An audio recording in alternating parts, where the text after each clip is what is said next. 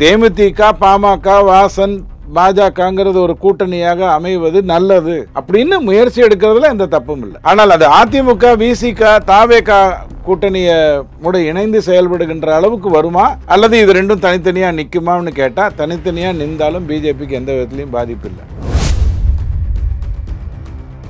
ஒரு அரசியல் கட்சி நாங்களாம் போக மாட்டோம்னு சொல்லிச்சுன்னா முதல்ல போகிறதுக்கு அதுதான் காரணமாக இருக்குன்னு அர்த்தம், வேற ஒன்றும் இல்லை. பட் திருமாவளவன் ஐயாவுக்கு நியாயமான கோபங்கள் இருக்கு. ஆட்சி அதிகார பங்கீடை பற்றி திமுக பேசலை. தன்னுடைய கட்சியில் யார் இருக்கணும் யார் இருக்கக்கூடாதுங்கிற முடிவு எடுக்கின்ற அந்த வேலையை எங்கிட்டையும் நீ செய்கிற, நீ காங்கிரஸோட நிறுத்திக்க, எங்கிட்ட வராது அப்படின்னு சொல்லக்கூடிய நியாயமான கோபம் இருக்கு. அவருடைய நியாயமான கோபங்கள்லாம் உங்களுக்கு தெரியணும்னா, அவர் யாருக்காகவோ உழைத்துக் கொண்டிருக்காருன்னு சொன்னா அதுக்கு ஒரு காரணம் வச்சிருக்காரு. அதை திமுக மட்டுப்படுத்தும். கூட்டணி எல்லாம் வச்சு ஒழுங்கா ஓட்டை மட்டும் வாங்கி கொடு, மற்றபடி என்ன போடுறோமோ அதை வாங்கிட்டு போயிட்டே இரு, உன் வேலை பல்லக்கு தூக்கியா இருக்கிறது தான் அப்படிங்கிற மாதிரியான ஒரு எதேச்சாதிகாரத்தை திமுக செய்கிறது. அது திருமாவளவன் ஐயாவுக்கு கோபத்தை தருகிறது.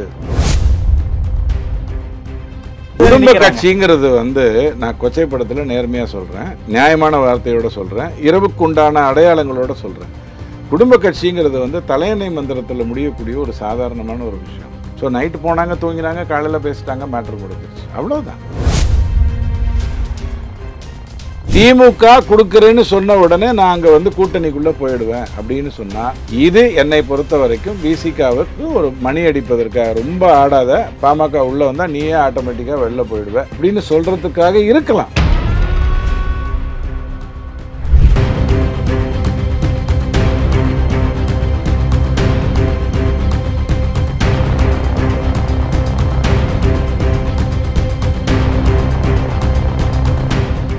ரியல் ஒன் நேயர்களுக்கு வணக்கம். இன்றைய நேயர்களுக்காக நம்முடன் இணைகிறார் துக்ளக் வாசகர் குழுவை சேர்ந்த திரு ரவி டிடிஎஸ் அவர்கள்.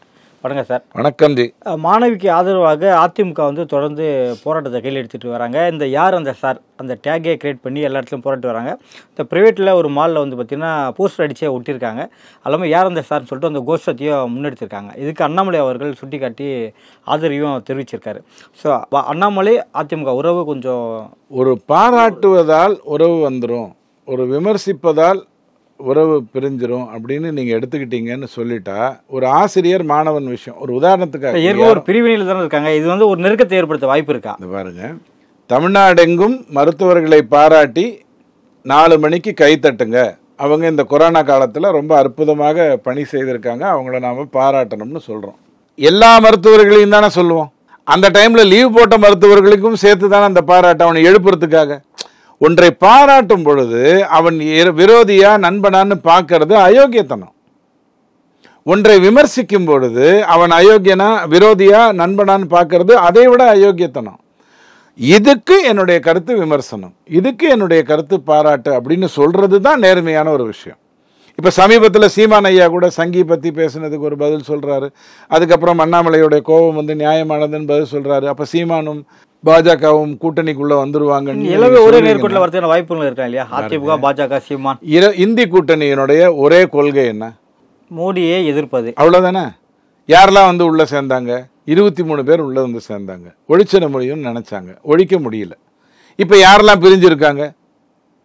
அவங்களுக்குள்ள தான் பிரிஞ்சிருக்காங்க. ஸோ தேர்தல் கூட்டணிங்கிறது யாரோட வேண்டுமானாலும் நடக்கலாம். கர்நாடகாவில் எடுத்துக்கிட்டிங்கன்னா இவர் குமாரசாமி ஐயாவுக்கு ஒரு 4 மாவட்டங்களில் தான் அவருக்கு செல்வாக்கு இருக்குது. கர்நாடகா பூரா அவருக்கு செல்வாக்கு கிடையாது, நல்லா புரிஞ்சுக்கோங்க. அப்போ அவரோட நான் இந்த வாட்டி கூட்டணி வைக்கிறேன், நாளைக்கு அவர் காங்கிரஸோட கூட்டணி வைப்பார். நான் என்ன அசிங்கப்படுத்திக்க முடியுமா? நான் கூட்டணி வச்சா அவர் அங்கே போயிட்டாருன்னு சொல்லுவேன்னா இல்லை. அந்த 4 தொகுதியை பொறுத்த வரைக்கும் அவருக்குன்னு ஒரு செல்வாக்கு இருக்குன்னா அந்த இதை நான் பயன்படுத்தணும், அதுதான் நியாயம். அந்த மாதிரி தான் கூட்டணிகள் அமையும். ஆனால் இங்கே பாராட்டுறதுக்கோ விமர்சனத்துக்கோ நீங்கள் உடனே கூட்டணின்னு போயிடுறது தப்பு. அப்படி பார்த்தா ஒரு கல்யாணத்துக்கு இவர் போனதுக்கு அப்புறம் பின்னாடி அவங்க வருவாங்க, அவர் போயிட்டாரா அப்படின்னு பார்த்துட்டு தான் வருவாங்க. எம்ஜிஆர் அவர்கள் 20 படம் பார்த்துருந்தீங்கன்னா கருணாநிதி ஐயா மீட்டிங்கில் வேர்வையெல்லாம் சிந்தி பயங்கரமாக நேற்று ராத்திரி உட்காந்து பயங்கரமாக படித்து அவர் அங்கே பேசிக்கிட்டு இருப்பார். எம்ஜிஆர் வந்த உடனே மொத்த கூட்டமும் அவர்கிட்ட திசை திரும்பிடும். அவர் லேட்டாக வர்றதே ஒரு அரசியல்னு பார்த்தாங்க.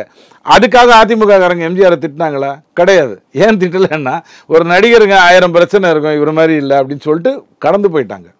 ஸோ அரசியலில் பாராட்டுவதோ விமர்சிப்பதோ ஒரு கூட்டணியை ஏற்படுத்தும்னு நினைக்காதீங்க. அவங்களுடைய கொள்கையையோ அவங்களுடைய செயல்பாடுகளையோ மொத்தமாக பாராட்டுறதுங்கிறது வேற, ஒரு விஷயம் பார்த்த உடனே சொல்கிறதுங்கிறது வேற.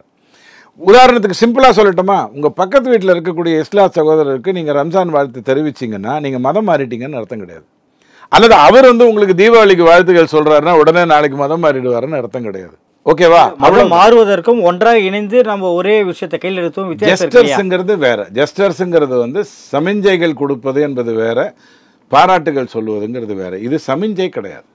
அவர் என்ன சொல்றாரு, நீங்க விமர்சித்தீங்கன்னா நான் அதுக்கு இன்னும் சிம்பிளா சொல்லட்டுமா, சீமான் ஐயா இவ்வளோ அரசியல் செய்து இப்பதான் அவருக்கு பாசிசத்துக்கும் பாயாசத்துக்குமே வித்தியாசம் தெரிஞ்சிருக்கு. இது நாள் வரைக்கும் அவருக்கு இந்த ரெண்டுத்துக்கும் வித்தியாசம் தெரியல.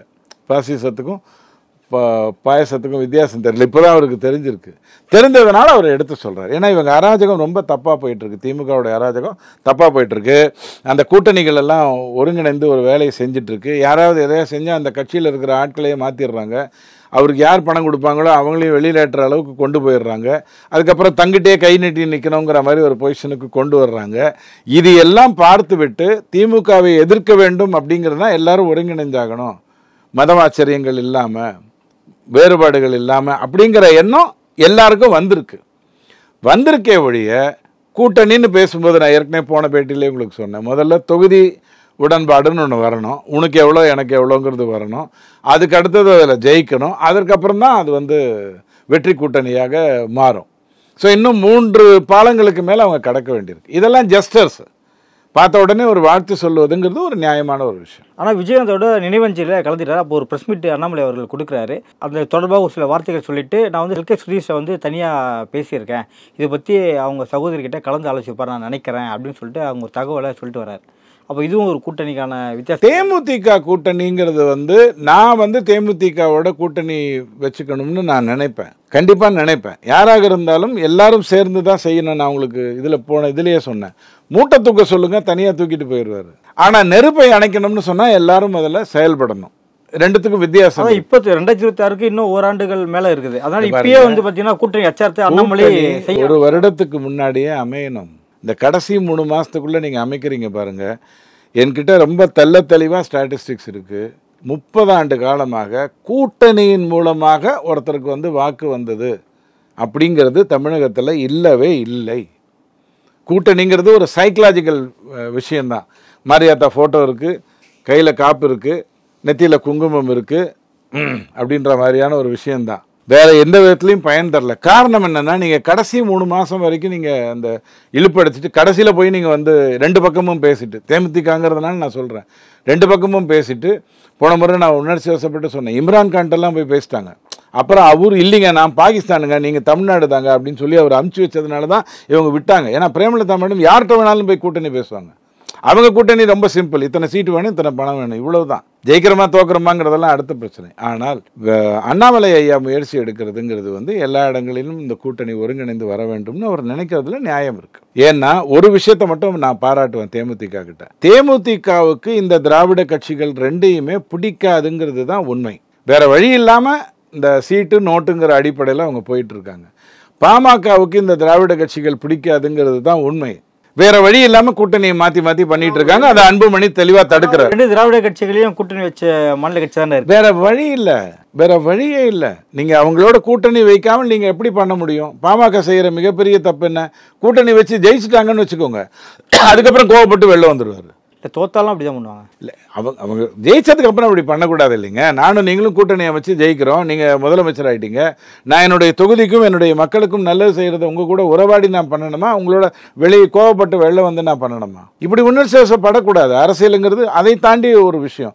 ஸோ தேமுதிக, பாமக, வாசன், பாஜகங்கிறது ஒரு கூட்டணியாக அமைவது நல்லது அப்படின்னு முயற்சி எடுக்கிறதுல எந்த தப்பும் இல்லை. ஆனால் அது அதிமுக, விசிக, தாவேக கூட்டணியை கூட இணைந்து செயல்படுகின்ற அளவுக்கு வருமா, அல்லது இது ரெண்டும் தனித்தனியா நிற்குமான்னு கேட்டா, தனித்தனியா நின்றாலும் பிஜேபிக்கு எந்த விதத்திலையும் பாதிப்பு இல்லை. இல்லை, அதிமுக, தாவைக்கா, விசிகா இந்த கணிப்பு நடக்க வாய்ப்பு இருக்கா? நல்ல வாய்ப்பு இருக்கு. ஏன்னா 3 பேருக்குமே திமுகவோட நான் உறுதியாக இருக்கிறோன்னு சொல்லிட்டு தொடர்ந்து சொல்லிட்டு வர்றாரு தொல் திருமாவளவன்.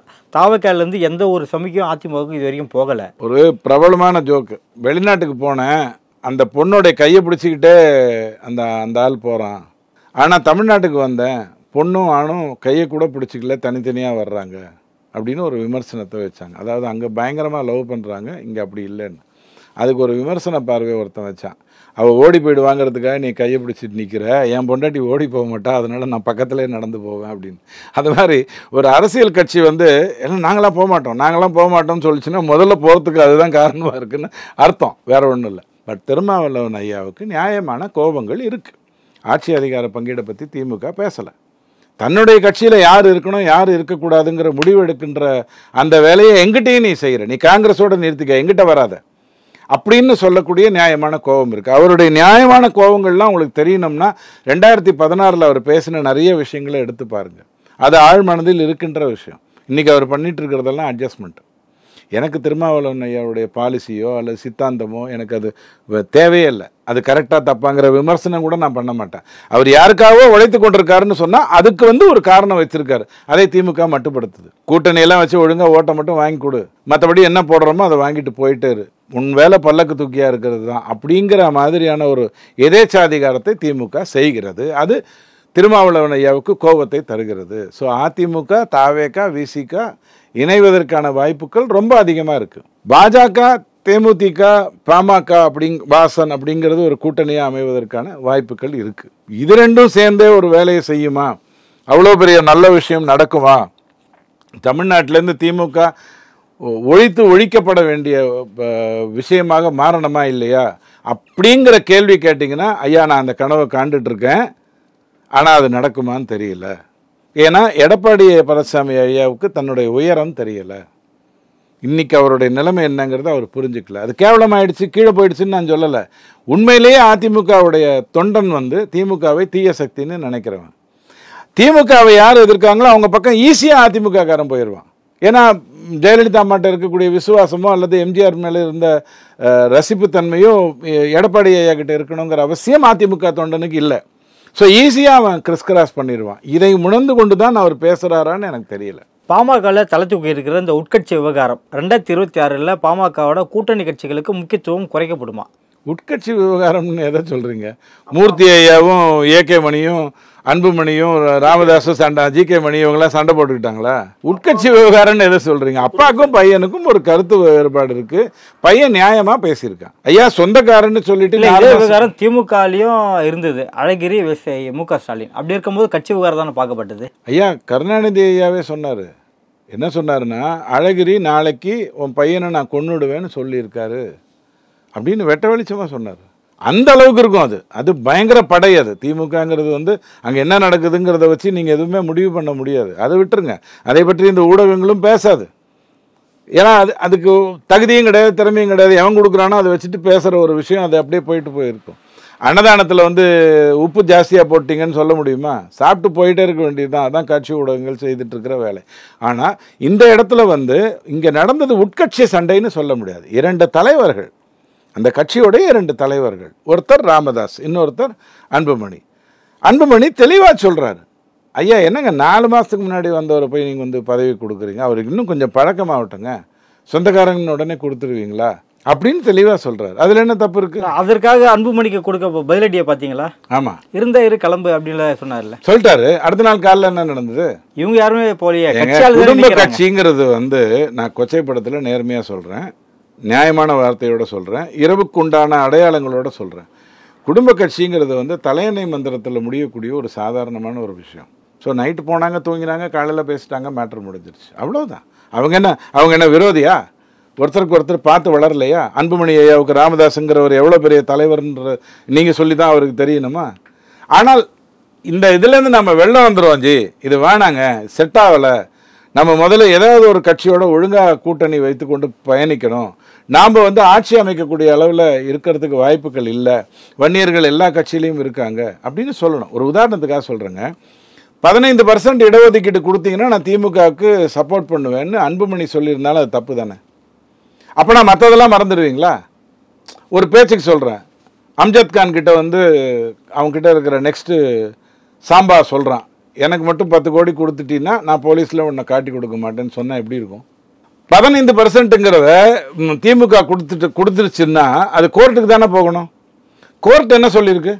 2 வருஷத்துக்கு முன்னாடி முதல்ல ஒரு சர்வே எடுத்துட்டு வா, நீ எத்தனை பேர் இருக்கேன்னு சொல்லு, அதை வைத்துக்கொண்டு இதை நான் பார்க்குறேன்.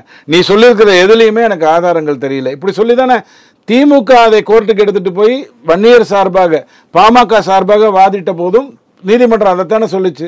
அப்படி திருப்பி திமுக கிட்ட போய் என்ன பிரயோஜனம்? சர்வே யார் எடுக்கணும்? மாநில கட்சி எடுக்கலாம், நீதிமன்றம் ஒத்துக்குமா? நீங்க எடுங்க. தமிழ்நாடு பூராக இருக்கக்கூடிய வன்னியர்கள் வருகின்ற 16ஆம் தேதி, 21ஆம் தேதி, 25ஆம் தேதி உங்களுடைய ஊரில் நடக்கிற முகாமில் போய் நீங்கள் யாரு, உங்களுடைய பேர் என்னன்னு சொல்லுங்க. வன்னியர்கள் எத்தனை பேர் தமிழ்நாட்டில் இருக்காங்கங்கிறத நாங்கள் நீதிமன்றத்துக்கு சொல்லணும். இது நீட்டில் 86,000 பேர்கிட்ட கருத்து வாங்கின கதை கிடையாது. இது நேர்மையாக நம்ம சொல்லணும்னு சொல்லி பாருங்க. மாநில அரசு அந்த சர்வே நடத்தினாலும் நீதிமன்றம் ஒத்துக்கொள்ள போவதில்லை. ஏன்னா மாநில அரசுக்கு அதுக்கு அதை வைத்துக்கொண்டு செயல் திட்டங்களை கொண்டு வரதுக்கு அதிகாரம் கிடையாது. அப்போ 15% சீட்டு கொடுத்தீங்கன்னா நாங்கள் வந்துடுவேன்னு சொன்னீங்கன்னா உங்களுடைய அரசியல் அறிவு, அன்புமணி மேலே எனக்கு நல்ல அபிப்பிராயம் உண்டு அப்படின்னாலும் உங்கள் அரசியல் அறிவு எனக்கு புரியலை. திமுக அவளை எப்படி கொடுக்க முடியும் உங்களுக்கு இடஒதுக்கீடு? அப்போ கோர்ட்டுக்கு எவனும் போக மாட்டானா? போன வாட்டி போகல, இதே திமுக தானே கோர்ட்டுக்கு போச்சு. ஐயா வன்னியருக்கு 10% கொடுத்துருங்க, அதிமுக போட்ட கேஸுன்னு சொல்லி போச்சு. நீதிபதி என்ன சொன்னார்? போய் சர்வே பண்ணிட்டு ஒழுக்கமாக அவங்க எத்தனை பேர் இருக்காங்கன்னு சொல்லுங்கன்னு சொன்னார். அதைத்தானே செய்யணும். ஏன் இதை நீங்கள் எப்படி பார்க்குறீங்க? ஏதோ ஒரு பாசிட்டிவான சமிக்கை திமுக கிட்டே வந்ததுன்னா விசிகா வெளியேறதுன்னு தகவல் வருது. ஸோ இவங்க அங்கே ஐக்கியமாறதுக்கான வாய்ப்புகள் வரலாம் இல்லையா? நாளைக்கு நீங்கள் பதில் சொல்லணும்ல. சொல்லிட்டு இருக்கோம் இல்லைங்க, பொய் சொல்றதுங்கிறது வேற. திமுக ரேஞ்சில எல்லாம் உங்களை நம்பி போனோம், முதல்ல குத்திட்டாங்க, இந்த பதில் தானே காலங்களமா வரும். அது காலம் பூரா நீங்க சொல்லலாங்க, அதுல ஒன்றும் தப்பே கிடையாது. ஜெயிச்சதுக்கு அப்புறம் நீங்க அதை சொன்னீங்கன்னா அட்லீஸ்ட் பின்னாடி பேண்டேஜ் போடுறதுக்காக 4 பேர் இருப்பாங்க. தோத்ததுக்கு அப்புறம் நீங்க சொன்னீங்கன்னா எந்திரிக்கவே முடியாது. ஏன்னா உங்களுக்கு நல்லா தெரியும், ஏற்கனவே அதிமுக கொடுக்குறேன்னு சொன்னதை வச்சு தான் நீங்கள் போனீங்க. அதுக்கப்புறம் அதிமுக வாங்கின அந்த 66 சீட்டு கூட எங்களுடைய வாக்குகள் மூலமாக தான் வந்ததுன்னு நீங்கள் சொன்னீங்க. அப்புறம் திருப்பி இங்கே பிஜேபி கிட்ட வந்துட்டீங்க. இதெல்லாம் ஒரு பக்கம் ஒரு ஓரமாக விட்டுருங்க. திமுக கொடுக்குறேன்னு சொன்ன உடனே நான் அங்கே கூட்டணிக்குள்ளே போயிடுவேன் அப்படின்னு சொன்னால் இது என்னை பொறுத்த வரைக்கும் பிசிகாவுக்கு ஒரு மணி அடிப்பதற்காக, ரொம்ப ஆடாத, பாமக உள்ளே வந்தால் நீயே ஆட்டோமேட்டிக்காக வெளில போயிடுவேன் அப்படின்னு சொல்கிறதுக்காக இருக்கலாம். ஆனால் ராமதாஸ் ஐயா தான் தெளிவாக சொல்லிட்டாரு, திமுக கூட எந்த ஒரு இதுவும் இல்லைன்னு தெளிவாக சொல்லிட்டாரு. அவர் பல தடவை ஒரு இது பைந்தமிழ் உள்ளவரை, கடல் உள்ளவரைலாம் பல தகவலை சொல்லியிருக்காரு. நான் ஒன்று சொல்லட்டோமா? அரசியல்வாதிகள் பேசுகிறதெல்லாம் இந்த டீ சாப்பிடும்போது 2 பிஸ்கட் போட்டு சாப்பிடுவீங்கல்ல, அந்த மாதிரி வச்சுக்கோங்க. கரைஞ்சிடுமா? இல்லை சாப்பிட்டு கரைஞ்சிரும், போயிடும். அந்த பிஸ்கட் இல்லைனாலும் அந்த டீயை நீங்கள் சாப்பிட்லாம். சூடாக இருக்குங்கிறதுக்காக நீங்கள் ஒரு 2 பிஸ்கெட்டை உள்ளே போட்டு அந்த சூடை அரைக்கிறீங்க. ஆற்றினால் கூட அதை செய்ய முடியும். தேவையில்லாமல் கொஞ்சம் பந்தாக்காக பிஸ்கெட்லாம் வச்சுக்கிட்டு சாப்பிட்டுட்டு இருக்கீங்க. இல்லை பல்லு இல்லைங்கிறதுனால கூட நீங்கள் அப்படி பண்ணிகிட்டு இருக்கலாம். இதையெல்லாம் சீரியஸாக எடுத்துக்காதீங்க, இதை விவாதிக்காதீங்க. நாம் விவாதிக்க வேண்டிய நிறைய பிரச்சனைகள் இருக்குது. இது ஒரு உட்கட்சியில் நடந்த ஒரு சம்பவம். அதை திமுக வெளியில் கொண்டு வந்து உங்கள் முன்னாடி நிறுத்துது. அண்ணாமலை ஐயா கிட்ட போய் ஒருத்தர் கேட்குறாரு, பாமகவில் நடந்ததை பற்றி நீங்கள் என்ன நினைக்கிறீங்க அப்படின்னு கேட்குறாரு. பாமகவில் நடந்தது பிஜேபியை விட்டு பாமக வெளியில் வரணும் அப்படிங்கிற மாதிரியான விஷயம்னு அண்ணாமலைக்கு தெரிந்திருந்தா என்ன பதில் கொடுத்துருப்பாரு தெரியுமா? அது ஒரு உட்கட்சி விவகாரங்க, அதை பற்றி நான் எப்படிங்க கருத்து சொல்கிறதுன்னு சொல்லியிருப்பார். இல்லை, உள்ள பிஜேபியோட தான் இருக்கணும்னு அன்புமணி நினைக்கிறாரு, மணியோ அல்லது மூர்த்தியோ ராமதாஸ் கிட்ட திமுக கிட்ட போயிட்டா நல்லதுங்கிற மாதிரி ஓதிக்கிட்டு இருக்காங்கங்கிற தகவல் தெரிந்ததுனால அவர் என்ன சொல்கிறாரு, இது கருத்து பரிமாற்றம் தான், கருத்து முரண்பாடு இல்லைன்னு பதில் சொல்கிறார். ஒருத்தர்கிட்ட நீங்கள் கேள்வி கேட்கும்போது அவர்கிட்டேருந்து ஒரு பதில் வருதுன்னா, ஒரு அரசியல்வாதி, நேர்மையான அரசியல்வாதி, அண்ணாமலை மாதிரி நேர்மையான அரசியல்வாதிட்டேருந்து பதில் வருதுன்னா உள்ளே என்ன நடந்திருக்குன்னு நீங்கள் ஈஸியாக புரிஞ்சுக்க முடியும். இதுக்கு ரொம்ப கஷ்டப்படாதீங்க. இதெல்லாம் அன்றைக்கி நைட்டு ஒருத்தருக்கு ஒருத்தர் பேசிப்பாங்க, அடுத்த நாள் காலைல காப்பி குடிக்கும்போது எல்லாம் சரியாக போயிடும். நடப்பு அரசியல் குறித்து பல்வேறு கருத்தில் இப்போ மிக்க நன்றி சார்.